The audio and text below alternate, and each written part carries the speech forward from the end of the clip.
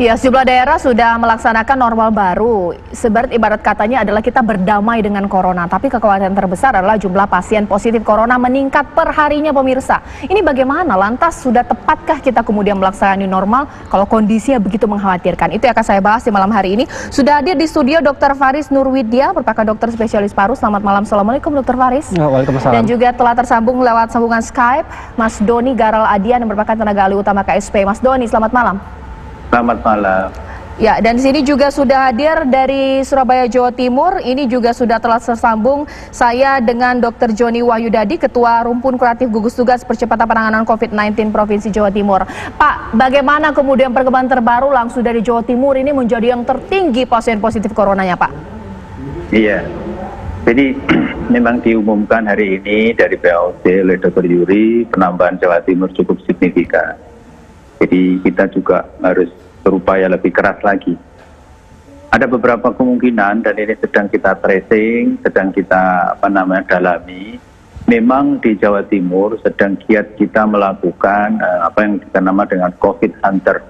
Jadi COVID Hunter itu upaya dari pemerintah Provinsi Jawa Timur, gugus tugas, untuk mencari memang mengidentifikasi orang-orang yang positif. Jadi kita sebar ke berbagai kabupaten untuk mencari bareng-bareng dengan pemerintah kabupaten setempat, gugus tugas setempat, bersama kepala daerah dan timnya untuk mencari yang positif. Jadi kita memang ke daerah-daerah, ini sudah 10 kabupaten dan kota. Memang sengaja karena apa? Kita harus segera mengidentifikasi yang positif karena fokus penularannya di sana. Kemudian diikuti dengan isolasi atau treatment yang adekuat terhadap yang positif tersebut. Jadi upaya kita memang kita fokuskan di sana. Kemudian kemungkinan kedua juga ada klaster-klaster yang muncul ya. Ya ini harus dipahami karena PSBB yang sudah dilakukan di Surabaya Raya dan Malang Raya sesuai dengan kesepakatan para kepala daerah setempat untuk memasuki fase transisi.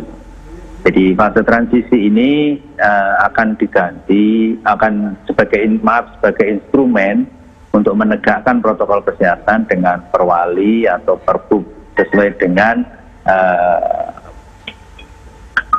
kabupaten atau kota setempat. Jadi bupati dan wali kota membuat wali atau perbub yang sebagai acuan untuk menegakkan protokol kesehatan.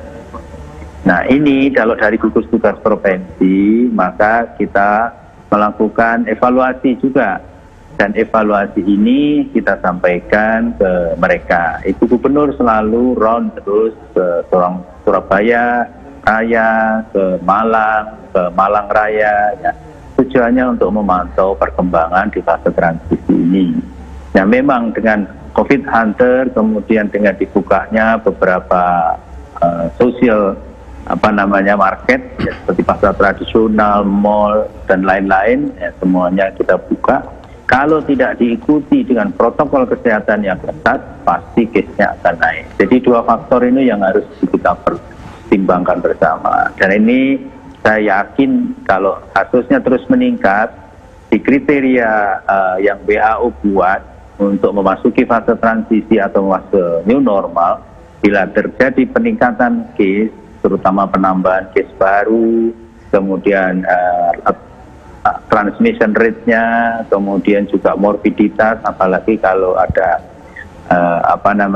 kenaikan dari mortalitasnya, ya, maka harus dipertimbangkan untuk setback ke belakang. Apakah penegakan protokol kesehatannya cukup tanpa ada restriction, tanpa ada lockdown kalau di luar negeri.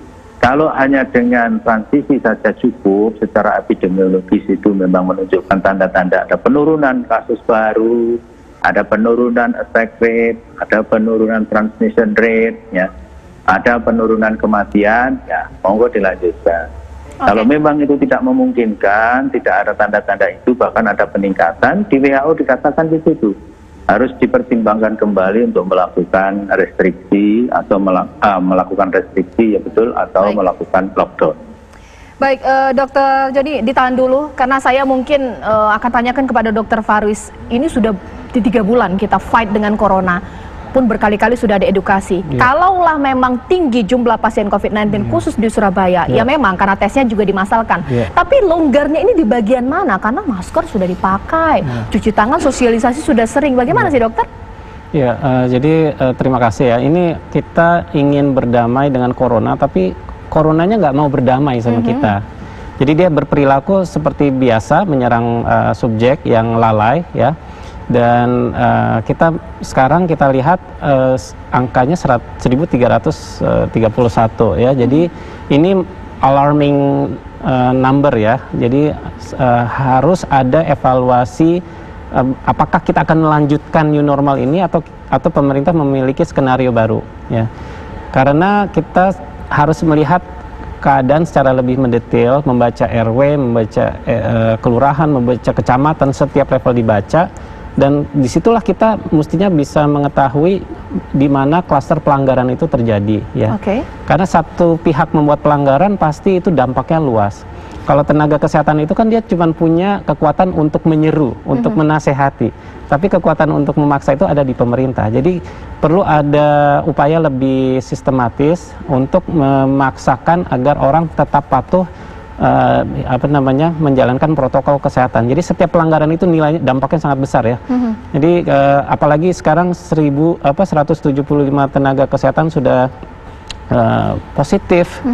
Itu kehilangan besar ya, karena kita tidak tahu apakah pengganti 175 ini memiliki kompetensi yang sama dengan yang terinfeksi ya, dan jelas kita membutuhkan waktu lebih lama untuk recovery kalau yang hilang itu adalah tenaga kesehatan. Nah ini menarik ya, bahwa mungkin kita berdamai dengan corona, tapi masalahnya virusnya mau tidak berdamai dengan kita. Itu ketegasan dari pemerintah. Nanti saya akan tanyakan kepada Dr. Joni untuk konteks Surabaya. Kita lihat akan ada treatment khusus tidak agar ini tidak kemana-mana ya, atau mungkin istilahnya diperlakukan treatment seperti Wuhan. Nanti Pak Joni akan jawab usai jeda berikut. Pemirsa di Apa Kabar Indonesia Malam, kami akan kembali.